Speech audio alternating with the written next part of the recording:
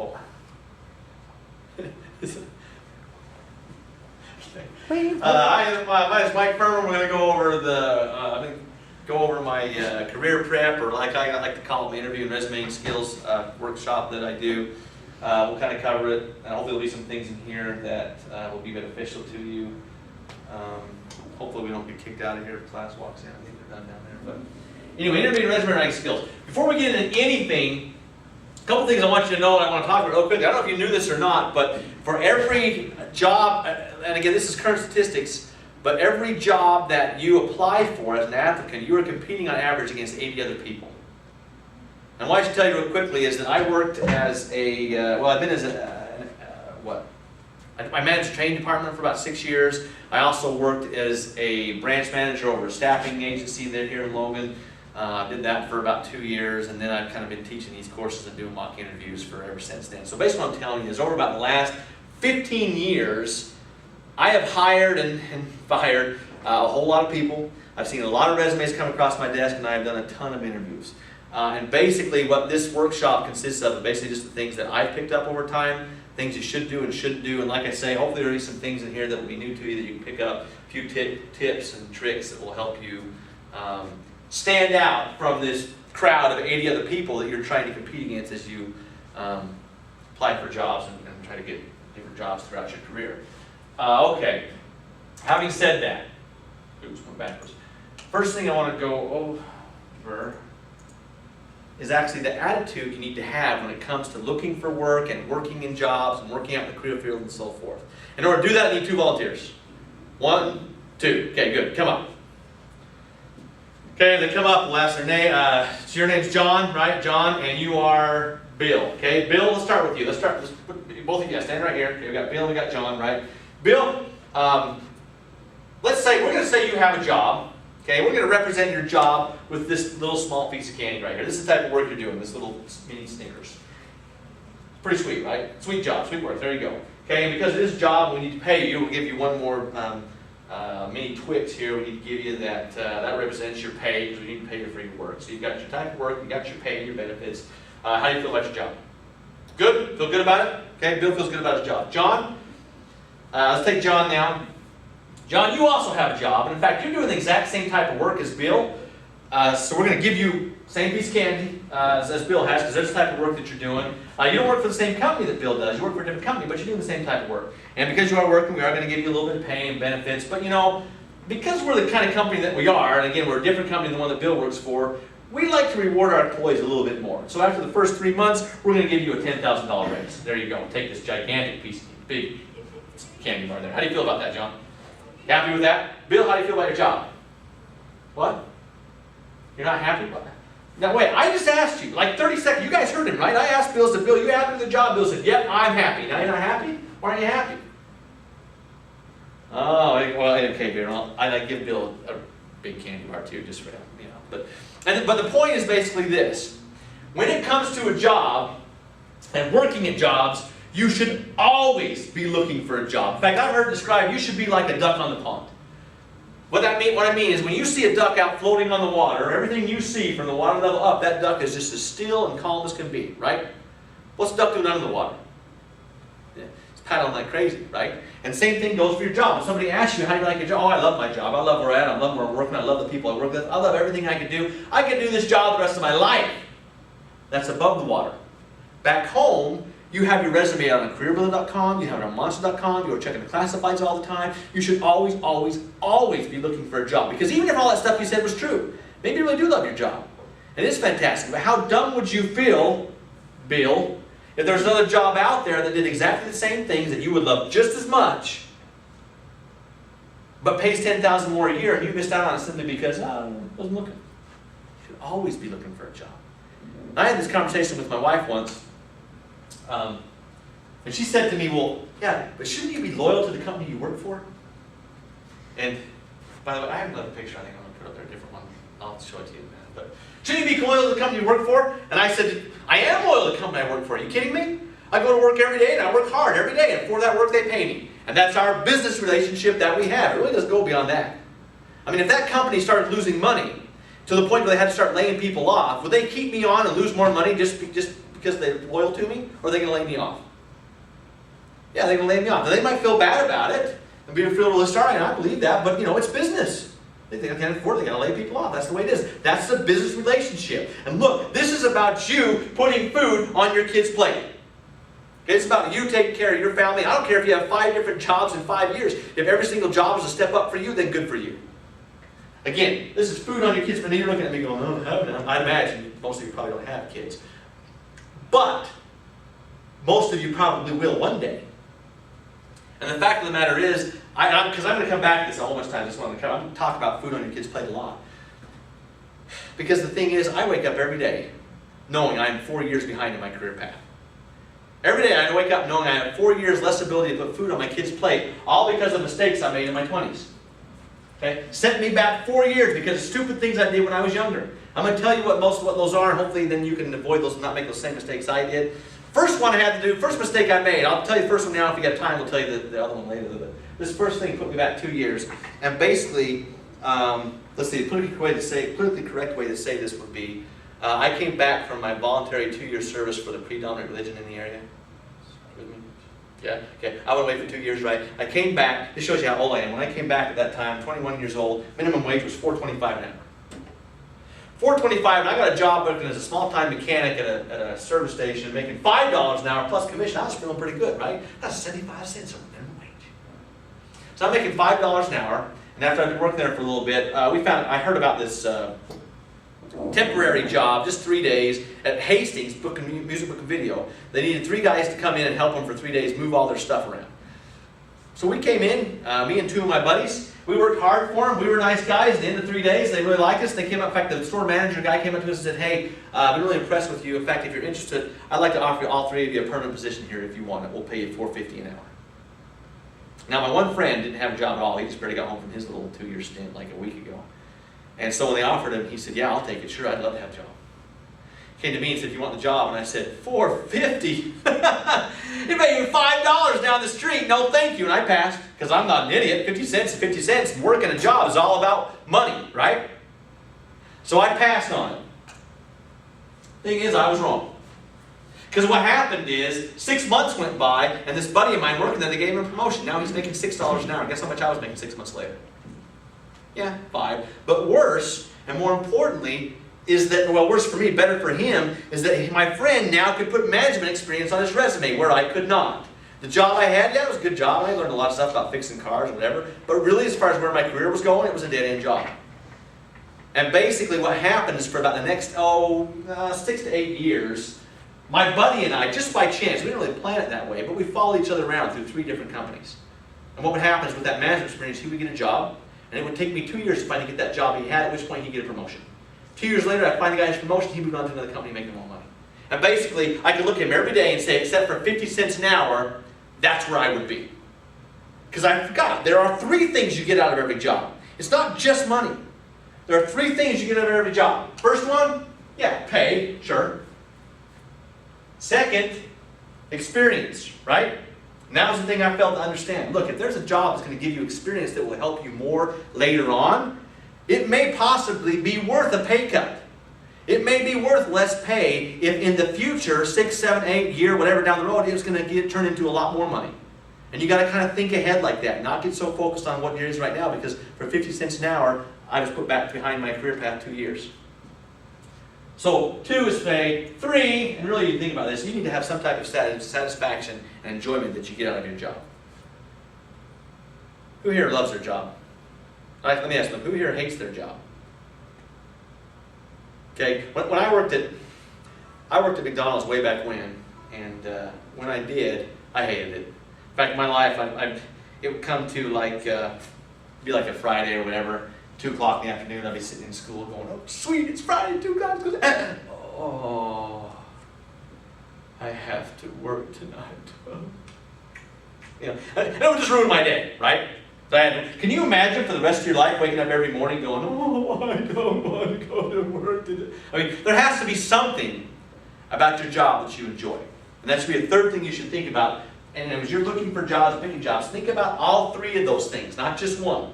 Put them all together and make the best choice for you. It has to be some satisfaction. Yeah, you're going to like everything about your job. There'll be a lot of things you don't like, but there should be at least one or two that you really like about it. You get some satisfaction and enjoyment. Second, should be building experience, helping you move up in your career path as you move along. You never want to take a step back.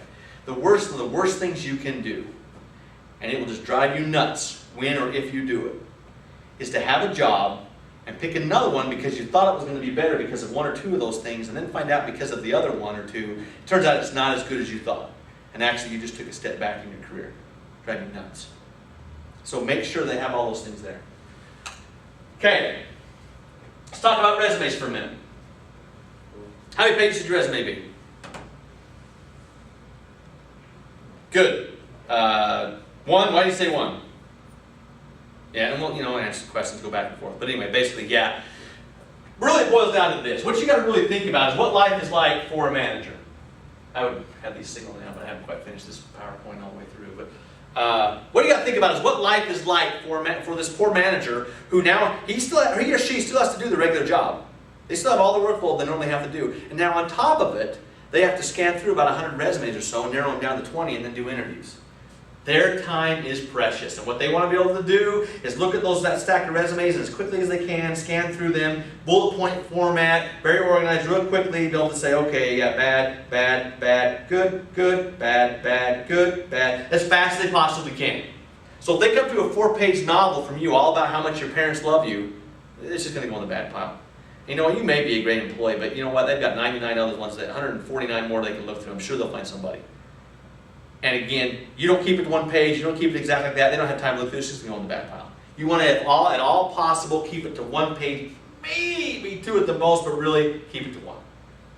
Again, bullet point format, so it's really quickly and easy to read. How do you do that? Because right now you guys probably can keep it to one page fairly simply, fairly easily. The way that you do that is you only put things on the resume that apply. If it doesn't apply, leave it off. I have all kinds I'd be hiring for trainers, and I would have all kinds of resumes come through my desk. People hiring, they'd be telling me all their management experience. I was a manager of this, and I managed that. I had 150 people report to me. Do I care? Am I hiring a manager? No. I'm hiring a trainer. In fact, in my experience, managers a lot of times make terrible trainers. From what I've seen, what I want to know is what classroom experience you have. What do you know about adult learning principles? What's your ability to stand in front of a room and hold people's attention? That's the experience I wanted to see. I could care less about how well you manage people. If it doesn't, I don't care how proud you are of that thing. If it doesn't apply, leave it off. Now that I've said that though, especially this probably applies more to you guys in your situation right now, make everything apply. Take the things that you've done, look at the work that you've done, the volunteer work you've done, stuff you've done at home, places that you worked all, and try to find everything that you possibly can that you can look good for the position that you're about to apply for. Every resume that you do, you're going to do a new one, or you're going to tweak them a little bit and tailor them to the job that you're about to apply for. And what I'm telling you is, look, don't lie, but come kind of close. Okay? Don't lie. Don't put on the resume you have 5 years air traffic controlling experience when you don't. However, don't be afraid to spin yourself and exaggerate a little bit on what your qualifications are. This is a sales piece about you. Take a look at everything. For example, one time, I worked at a company called So Easy. Worked for a company called So Easy. My title was warehouse manager. That's my title. I was the warehouse manager. The reality was the warehouse was the size of about 3 of these rooms. I was the only guy in the warehouse. It was just me. And I spent most of my time sweeping floors and changing light bulbs. On my resume, though, what it said was, when I used to use it, it's been so long I don't use it anymore, but I used to say, warehouse manager, responsible for managing and running all facets of the entire warehouse. And that all is true. They don't need to know it was a teeny tiny warehouse and I was the only guy in it and spent most of my time sweeping floors. That stuff I left out. I put all the good stuff in that I think applies and spin things to make it look as good as I possibly can. And if you have a hard time with that and you're thinking, yeah, I know, but I don't really... Understand, look, managers are not idiots. The people, the employers are hiring, they're not idiots. They know what a resume is. They know that a resume is like that friend of yours, that everybody has at least one. Who, every story they tell you, you got to scale it back like about 40%. Dude, I jumped 80 feet on motorcycle. Okay, so really you jumped like 30 feet, which is still cool, but it's not 80. Man, the cops were chasing. Okay, so you saw a cop, and then, you know what I'm saying? Everything they tell you, you got to scale it back a little bit. Managers know that your resume is like that friend. And when they get your resume, they look it over, they take your qualifications, and they scale it back about 30% because they know this is you in your best light. However then, so that if you take that resume and you are just brutally honest in your skills and qualifications, they take that brutal honesty, they scale it back 30%, and you come across looking worse than you really are. I know I'm kind of telling you that you got to play the game, but you kind of got to play the game. This is a sales piece. You need to be able to sell yourself. Don't lie, but do what you can to spin the things that you've done to make yourself look really, really good. Another quick example, I one time worked as a painter for a welding company. I was a painter guy. They'd weld stuff, they'd come in, I'd sand it and clean it and then paint it. Worked by myself back there in the painter. There was only one painter, it was me. Worked back in the painter shop, painting all their stuff. My last day of the job, I taught the new guy who was coming in how to do my job.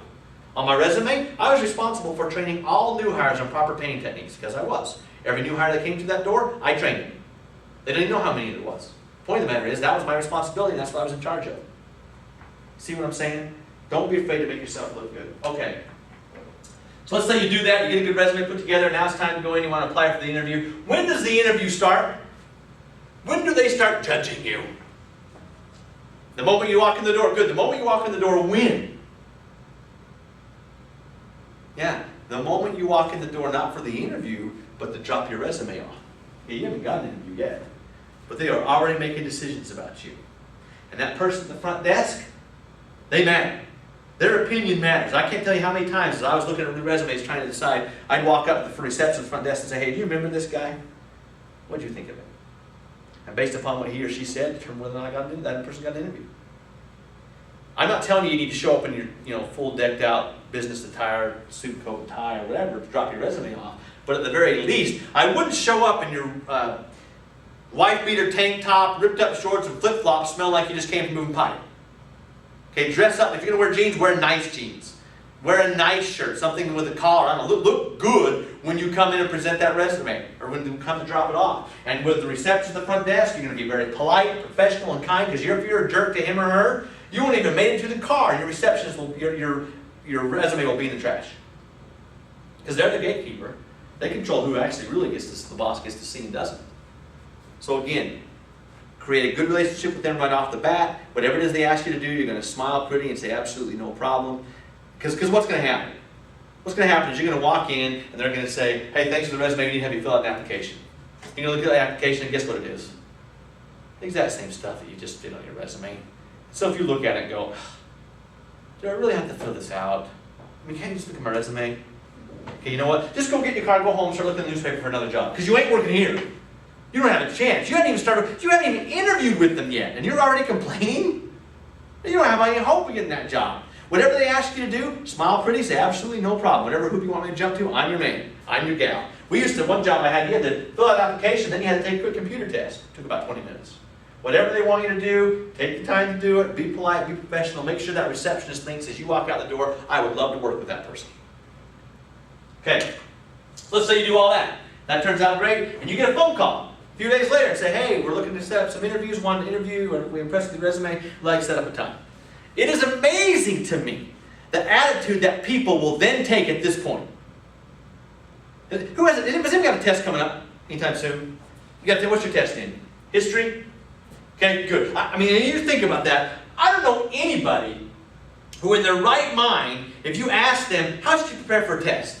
They would say, well, the best way to prepare for a test is to do nothing. I'm not going to read anything, I'm not going to study, I'm just going to show up the day of the test and say, here I am. And either I'll know the material or I won't. And if I do, great. And if I don't, well, I guess I just wasn't meant to pass. And I'm not saying I've studied for every test I've ever taken. I'm not saying that doesn't happen, but I don't know anybody who would argue that that is the best way to prepare for a test. I talk to people all the time, though, who when they tell me, hey, I got an interview coming up or whatever, and I say, okay, great, what do you do to get ready for it? And their response is, oh, nothing. I'm just going to show up and say, here I am. Either they'll like me or they won't. And if they like me, good, I get the job. If they don't, well, I guess it just wasn't meant to be. Everything in life happens for a reason. And I hate that phrase. Maybe everything in life does happen for a reason. But the only reason that you didn't get the job is because you didn't prepare. If you got a job interview coming up, then you need to study for that thing.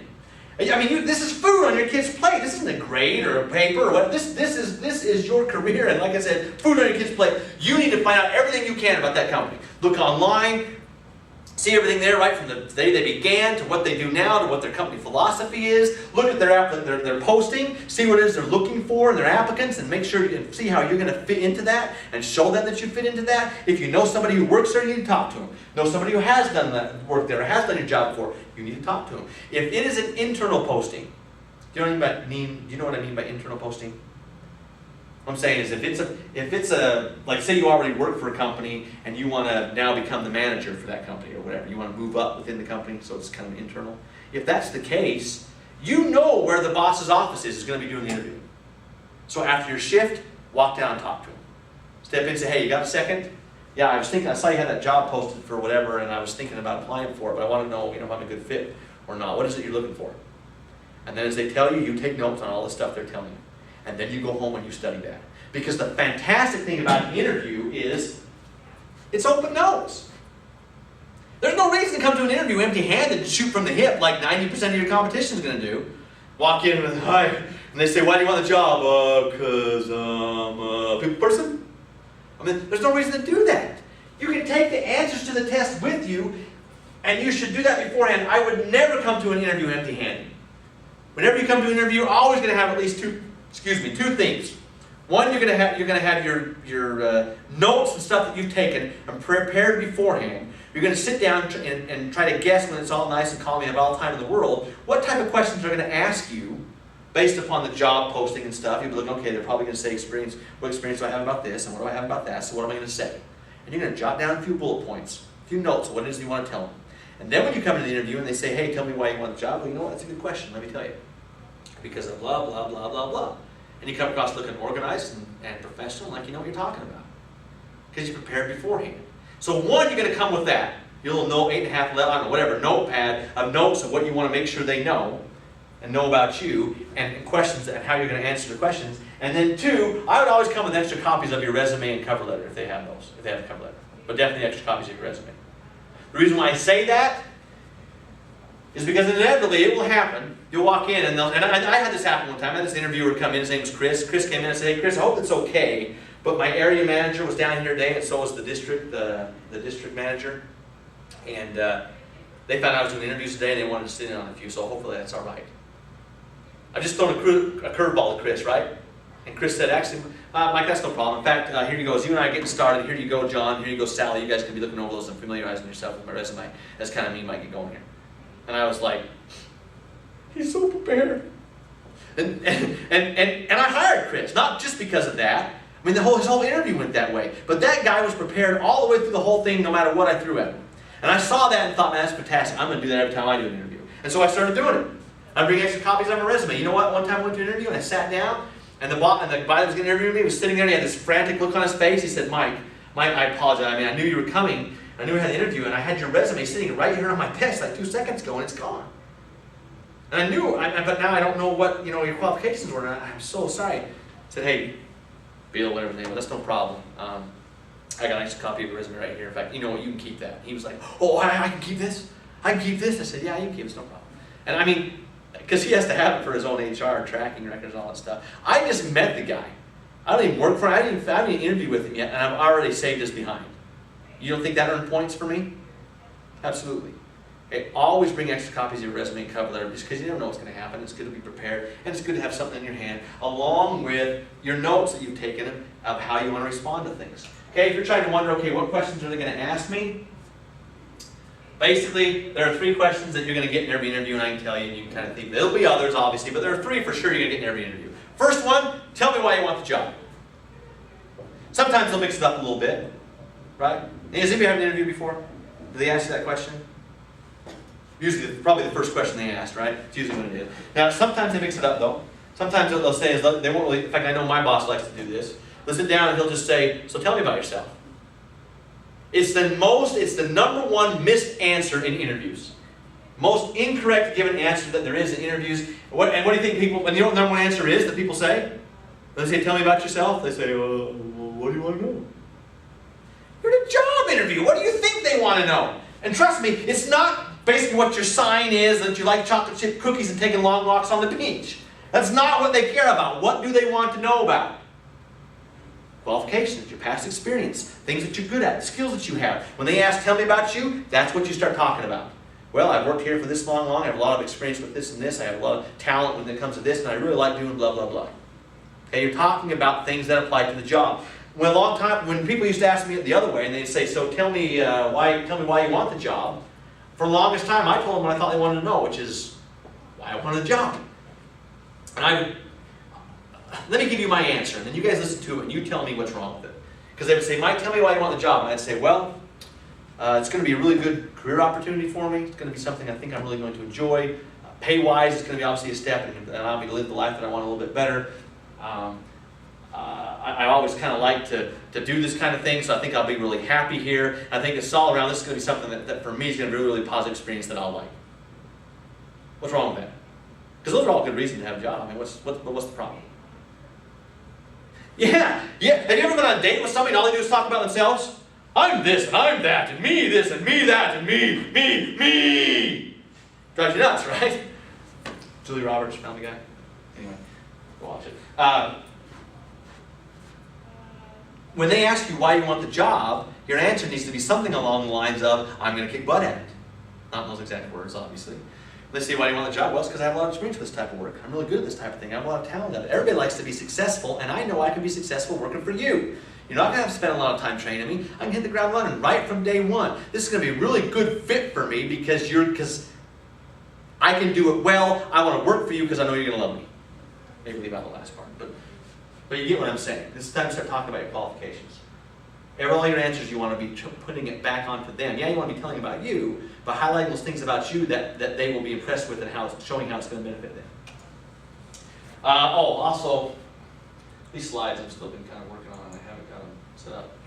They go point by point. But question number 2, what's your biggest weakness? Tell me something negative about you. 2 ways you can answer this question. And I'm okay with either one. You just pick which one you like, works best for you. But first way would be, tell them something about you that's negative that's actually positive for them. Like, I'm a perfectionist.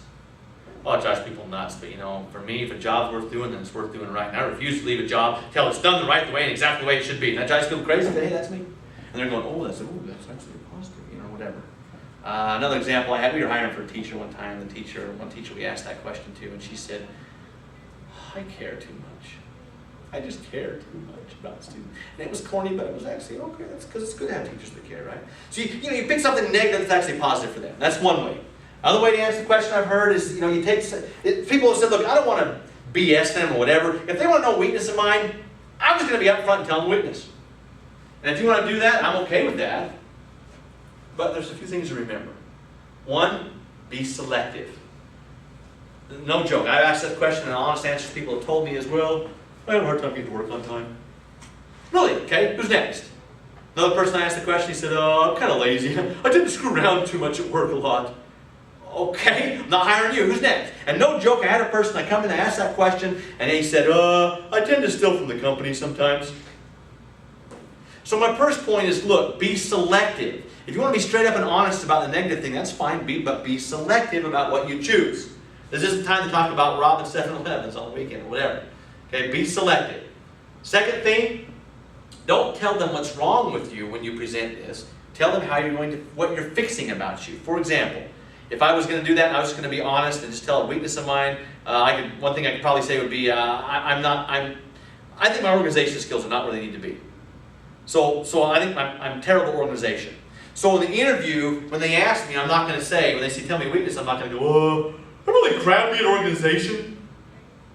No, what I'm going to say is, well, here's something I'm working on. I've set a goal for me in 2000 or whatever to get better at organization, to become better organized. I've been working on it for the last few months, and I'm a lot better than I used to be, but I'm still not quite where I want to be. And so that's one goal that I have. That's one thing I'm doing and I'm trying to fix about myself or get better at. And now what you've done is, yeah, you told them the weakness. You were honest about it. But you also told a lot of positive things about you. You're the type of person who sets goals. You're not happy with the status quo. You're always trying to improve things. Oh yeah, and this weakness of yours? Not a big deal, because you're fixing it. You don't have to worry about it much longer. Push pause.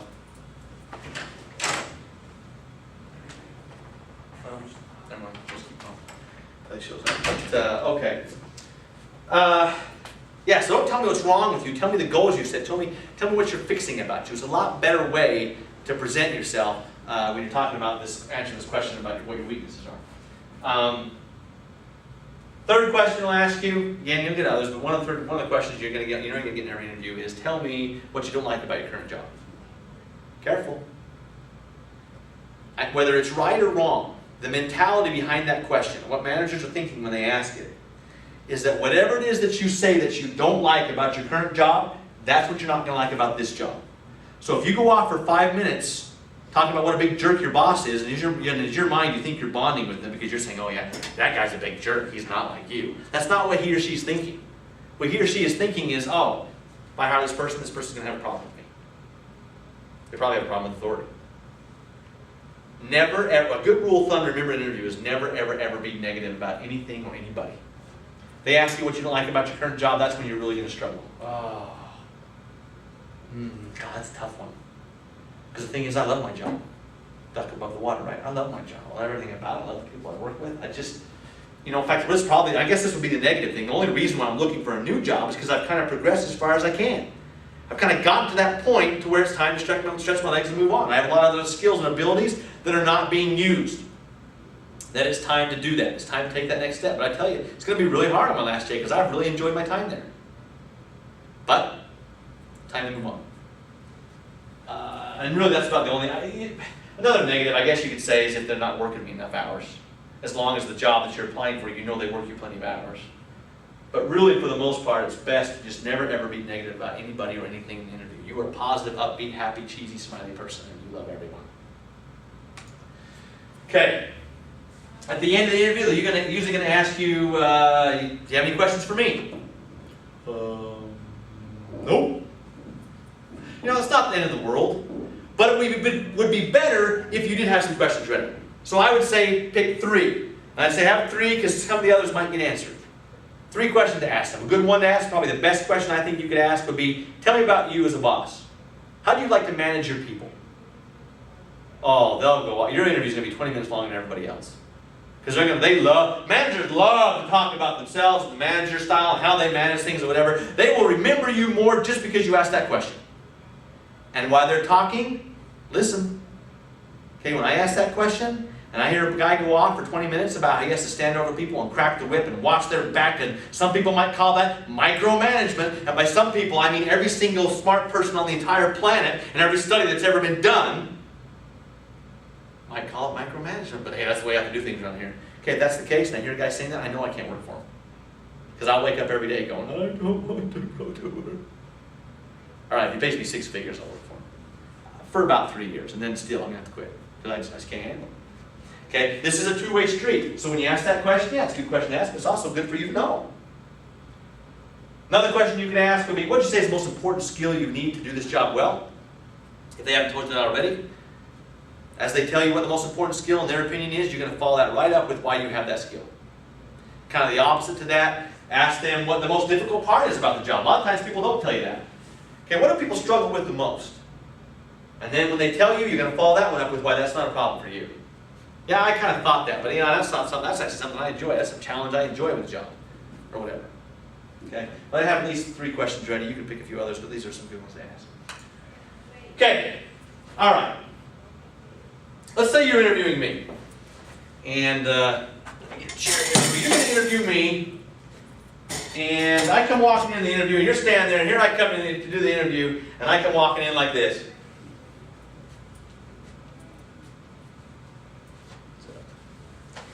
And I sit down.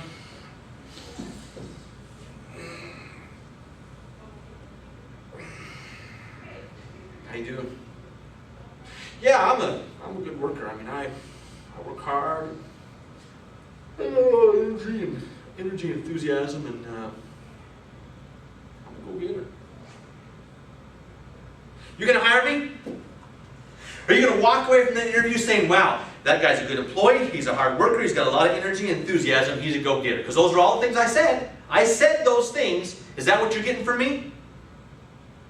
What you should understand is that 57% of what you communicate to people has absolutely nothing to do with what you said or even how you said it. It's like 7% comes from the words you use, 30-something comes from how you said those words. 57% has absolutely nothing to do with anything more than how you looked when you said it. And what you should understand really is that when a job interview, really, when the decision comes to whether or not you hire somebody or don't, what it really boils down to at the process as a manager goes through is he gets the resume, he looks through and he goes, check, check, check, check, check, okay, let's interview him. He goes through the interview, he asks questions, he goes, check, check, check, check, check, they got it, okay, great. Then they sit down and put you in a pile about 2 or 3, and then they look it over and go, God, this person's got a lot of qualifications, but you know, I don't know, I just don't feel right about it. I just don't have a good feeling about it. Now this person over here, they got some good qualifications. They don't have quite as many as that person, but you know, I don't know. Something about them. I just really like them. I just have a good feeling about that individual. Where do you think that good or bad feeling comes from?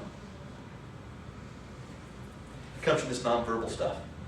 Okay? And what I'm telling you is, if not definitely one of the most crucial points of the interview is going to be how you come across and how you present yourself. How you look as you go through the interview. And the problem is, I mean, some of this stuff, it happens without even thinking. We do it with second nature. I mean, you've been, as human beings, we've gotten really good at reading body language and facial expressions and that type of stuff. In fact, we're hardwired as babies to do it. My little 18-month-old, already he'll be standing, he can't talk, but he'll like look up and he'll be like, Jason, he's like, oh, what?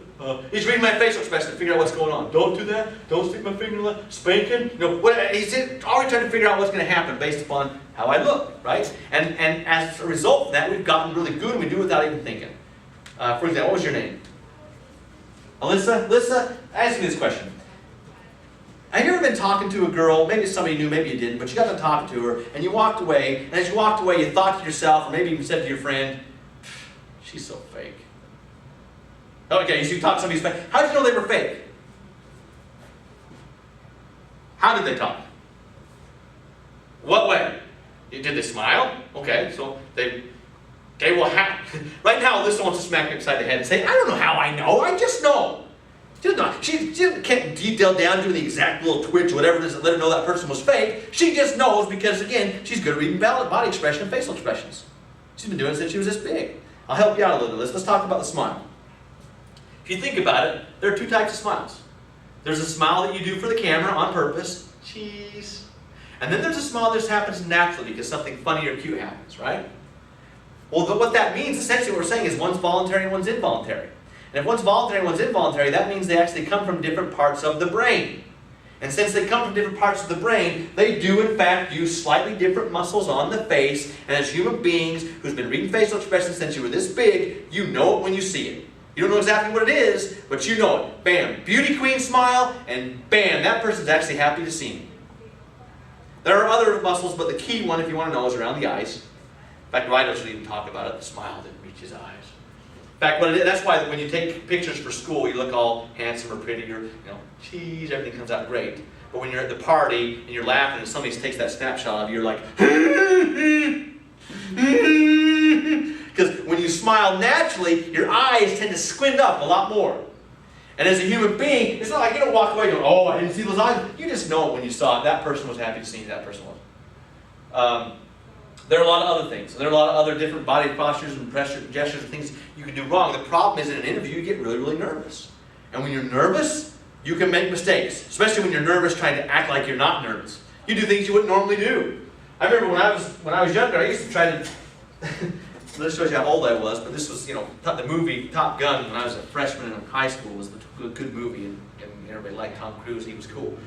And I remember there's a scene in the movie that does this. I had gotten a bad habit of whenever I would talk, put my hand in front of the face, because, trying to see who the best is.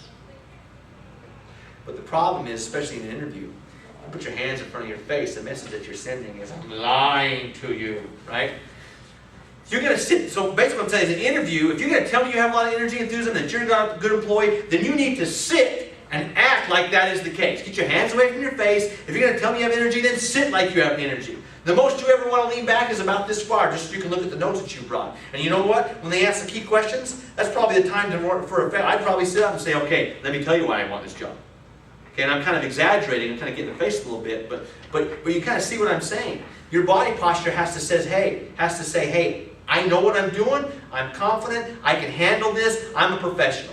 I have energy and excitement and passion about this job, and I want to work for you. And again, all of that's said in the way that you sit and the way that you present yourself. Let's talk about eye contact. Who do you think is better at eye contact? Men or women? How many people say men are better than women?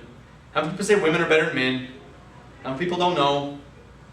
Okay. Actually, it turns out that women are far better at eye contact than men. And it has to do with the way that women seek eye contact versus the way that men seek eye contact. For women, eye contact is a means to communicate. That whole thing we've been talking about, reading between the lines, verbal, non-verbal stuff, it's just a way to talk, a way to communicate. For men, eye contact is a sign of aggression. You know, what, you looking at me? I know I can't pull it off. But babe, you can start a fight with a guy just by making eye contact with him. You don't believe me? Next time, who do you guys hate? West Side? Okay. Next time you're playing West Side, don't really do this. I don't want to read about the big fight in the newspaper. But next time you're playing a basketball game with West Side, if you walked over, imagine if one of you guys walked over to the West Side fans, picked somebody out in the fans, start staring them down. See how long that will last before a fight breaks out. Okay, because for men, eye contact is a sign of aggression. So for that reason, when they're talking to somebody who they're trying to get along with and they want to be friendly with, they don't make eye contact as much because they're trying to do this whole alpha, beta, saying, I don't want to fight you. I'm being friendly. In fact, men, what was your name? Jake? Okay, Jake. Let's take Jake. Let's say Jake and I are friends. I think I moved out of the camera here. Let's say Jake and I are friends, and I haven't seen Jake for a while, and I'm at the mall, and suddenly I see Jake across the way. Hey, Jake! As I walk to Jake, how you doing? I'll make eye contact and know so I know where he is, and then as I approach, what's going on? Men don't make eye contact as they come together with somebody they're trying to be friendly with. Because they're uncomfortable with it, right? Let's take, what was your name? Haley? Okay, Haley. Let's say Haley and I are friends, and I'm a girl. And the same thing happens. I see Haley at the mall. When I see Haley, it's going to be, oh, Haley! Hi! And I'm going to run to Haley and make eye contact the whole way. And we're going to come together and make, because I want to know that I love her and I see her and I miss her so much, and then we're going to hug. Right? Okay, let's go back to Jake. Now we got to Jake, and I'm a guy because I am a guy. And you know what? I don't have to get all girly with it. If I see Jake at the mall as a guy, and I'm going to go, hey, Jake! And I walk towards him, Jake's going to be like, hey, I don't know what you're doing, but you're making me kind of nervous. Because men generally don't do that. They won't make eye contact like that when they come together with someone they're trying to be friendly with. And again, it has to do with just kind of that whole mentality. What I'm telling you is two things. Ladies, if you want to have a good conversation with your man, especially if you're going to talk about the relationship, I wouldn't sit face to face. Because you're going to have this whole subcurrent going on as he's like, oh, you're looking at me. Look at me when I'm talking to you, okay, but don't look too much because I don't. Sit side by side. If you sit side by side, now he can look at you when he wants to, and he can look away when he wants to, and okay, you're right, I need to be more, or whatever. Okay? So one, sit side by side. Second thing, and the more important thing is that gentlemen, and especially for your age group, when I do mock interviews, this is the primary area where you guys fail, is in eye contact. You've got to get better at eye contact. If you're in a job interview with me, and you can't look me in the eye when you're telling me, yeah, I work hard for you. You're lying to me. You got to be able to look me, now don't stare me down too much, because yeah, I'm a guy and I'm a little freaked out about it, but at the very least, in the important parts, you have to be able to say, I'm going to work hard for you. And make eye contact with that individual, when you're telling those things about yourself. Eye contact's got to get better for you guys, mostly. That's what you do, that's what you need to struggle with. Ladies do pretty well. You want to know what girls struggle with? Okay, let's talk about it. The handshake. Okay? Shake my hand. How'd that feel? It's just gross, right? I mean, it's just, there's a good way to give a handshake and there's a bad way. And it's not the end of the world. When I get a handshake like that for an interview, it's not something like, oh, I'm not hiring you now. But it just starts off the interview poorly. And I'm already thinking, oh, you're one of those people. Why do you do that? What is wrong with you is already what's going through my head. Okay, we like to call it the wet fish handshake, right? There you go. Wet fish handshake. Look at that. I mean, there's just stuff that's wrong about that. My boss talks about this piece, I guess this thing between your thumb and your finger is called your waddle. And what he says, the way to get a good handshake is to touch waddle and come together and give a good, strong, firm handshake. Okay, it sets the thing off right, it sets a good tone. Don't go crazy with it, okay? So I got the other picture here. Okay, this is the time to show how strong you are. Sometimes I have girls come in and their mind, you can see, they're like thinking, eye contact, handshake, eye contact, handshake. And you're like, it's okay, security, and freak you out. So, I mean, but generally, ladies, you need to give a little bit stronger handshake than you normally would. Guys, same type of thing. Give me a strong hand, good firm handshake where our waddles come together and we shake well. Ladies, you need to work on that. Not everybody, but in a general sense, that's kind of something where I've seen females struggle a little bit more than men. Okay, let's talk about dress. I don't know if you knew this, but there are 3 levels of dress in the business world. First, you have casual. Casual is basically t-shirt, jeans, flip-flops, shorts, whatever. Pretty much almost whatever you want to wear. I don't know any job interview ever that you would go to where that would be a good idea. Second level, it's called business casual. Now, business casual, this is a pretty good picture. This guy's wearing jeans, so that doesn't really work. Other than that, he'd be okay. But business casual is something other than jeans. Could be Dockers, could be cargo pants, whatever. Something other than jeans. And for guys, a shirt with some type of collar. For gals, your layered type stuff that you have, or some nice blouses or whatever, that you would wear. Shoes need to be something other than gym shoes. Okay? That's business casual. You could wear sweaters too. That guy in those kind of got a sweater on. The next level up, and I would say probably 90%, 80 to 90% of your interviews that you ever get will be business professional that you would want to wear. And that's kind of the full-blown deal. For guys, you're talking suit coats and ties. For gals, you're talking business suits and skirts, or whatever. Business professional. It goes a little bit beyond that for an interview, though. For an interview, guys, really, it boils down to a dark suit coat, white shirt, conservative tie. That is it. That's your only options. And by dark, I mean navy or black. That's it. Suit coat. White shirt, conservative tie. This shirt, this tie, I would never wear to an interview. Way too flashy. Tie is borderline. Tie is borderline in the morning today. But, kind of depends. But very conservative tie, white shirt, dark suit coat, that's it. Ladies, the things you consider, again, in both cases, we're talking conservative. Okay, so we want to be conservative, and this applies to both men and women, but conservative hairstyles, conservative jewelry, conservative shoes. Gals, this isn't the time to wear the big high-heeled shoes of doom that nobody knows how to walk in, coming to the interview, whatever. It's not time for gigantic Utah, Idaho fluff or whatever. Conservative shoes, conservative hairstyles. This isn't a fashion show. Okay, this is about your qualifications as an employee. And that's really all they care about. And you got to remember not to lose focus on that. I've had people, you cannot flirt your way to an interview, to a job. If you can, you don't want the job, trust me. I've had interviews, people came in and thought they could flirt their way to the job. Especially happened back when I was single. Gals would come in and think they could, it provided fun entertainment for me and the other HR guys to laugh about when we were at lunch later that day, but I never hired anybody for that because look, what I care about as a boss, really, what I care about is performance. This is my team, and they need to perform or I'm going to lose my job. And hot doesn't get me the performance I need. What I care about is performance, and that's it. And you got to remember that and stay focused on that. So don't wear anything that distracts or detracts from you showing your abilities to be a professional. The other thing I would do real quickly before you walk into the interview is just find a mirror or a window or something and make sure everything is in order. You seen that commercial where the guy's in the interview and there's a stain on his shirt? And everything he says, the stain's like talking over him. To where, it would be terrible for you to go to an interview and work really hard and have you only be remembered as the guy or gal who had toilet paper stuck to their shoe, which is what's going on in that picture. Make sure that everything is in order so that nothing detracts from you displaying your qualifications. Okay, the other last thing I'll quickly tell you about dress is understanding my generation. Okay, now those are the things that were popular in my generation. Okay, the things that I knew growing up in high school in the 80s, the late 80s, okay, but in the 80s. And the reason I mention this and why this matters is because my generation generally is who's doing your interviews. In most cases, in a lot of cases, you're going to be doing interviews with people who are about my age. And what you need to understand is that in my time, when I was in high school growing up, the only people who had piercings and tattoos were really unsavory individuals. You look at even Boy George didn't have tattoos. The only people who had tattoos and piercings in my day were the freaks. And I know that's not that case anymore.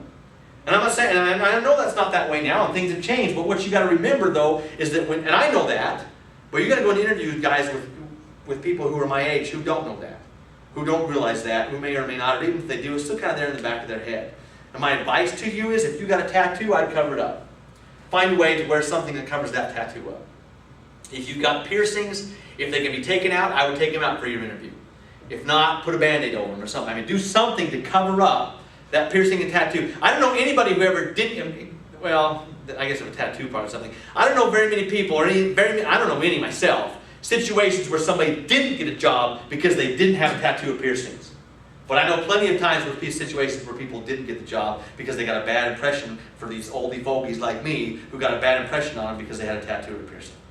My advice to you is that for job interviews, I would cover them up. Unless you're like interviewing for Hot Topic or something, or whatever.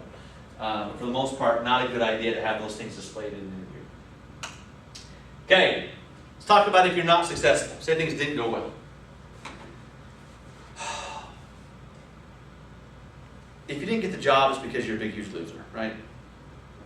Okay, no, it's not that you're a loser. It's just they thought you were a loser, right? And that's why you didn't get the job. No, that's not it. Okay, that's not the case. The only thing that it means is someone else applied who had more skills and qualifications than you did. And that is it. There is nothing beyond that. And I can't tell you how many times as a boss, I got narrowed down. I was sitting there between 2 or 3 people going, oh man, I like all these guys. I wish I could hire 3. But I can't. I only got one opening. I got to pick one. And a lot of times, if that one person that they picked hadn't applied, you would have got the job, for all you know. And if you don't get the job, this is not the time to pout and stamp your feet and act like a 2-year-old kid. I don't have time to get into it right now, but the other 2 years, the reason why I got set back the other 2 years for a full year, 4 years, is because I did just that. I didn't get the job I thought I should have had. I acted like an idiot, and later on, because what you forget is that time goes on. Okay, life is going to continue and go on. There will be other job opportunities. I had a guy who came up and got in my face, screaming, hollering, yelling, "What are you, an idiot? You didn't hire me? I have 3 years of classroom experience and you didn't hire me for the job? I mean, that's just ridiculous. How dumb are you?" And I said, well, 3 years is good. The guy we hired had 5. I'm actually not dumb because I know that 5 is more than 3, so we hired the guy at 5. If the guy at 5 hadn't applied, we hired you.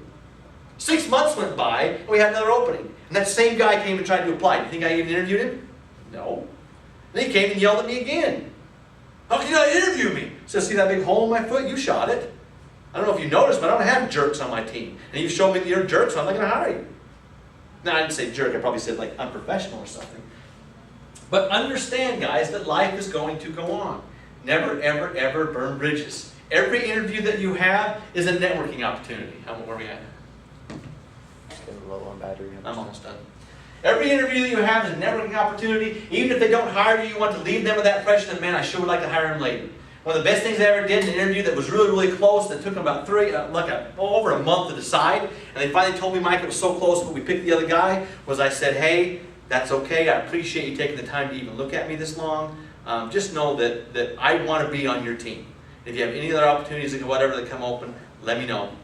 Since that time, that guy's offered me 3 different jobs. They were in parts of the country where I didn't want to work, so I turned them down. But even right now, if I had to, this is a networking opportunity I could fall back on if I need to look for a job somewhere else because there's this individual who was impressed with me who would like to hire me if they could. Okay? Never, ever, ever burn bridges. They don't do anything except make the person who you burn the bridges with glad that you burned the bridge with them. Keep in mind every interview is a networking opportunity. Okay, last thing. Hopefully there's been some things here, but keep a good attitude. Job hunting isn't always the funnest thing to do. But man, get out there, knock them dead, do a great job. Let's talk about Stevens Integrated College. And we end there.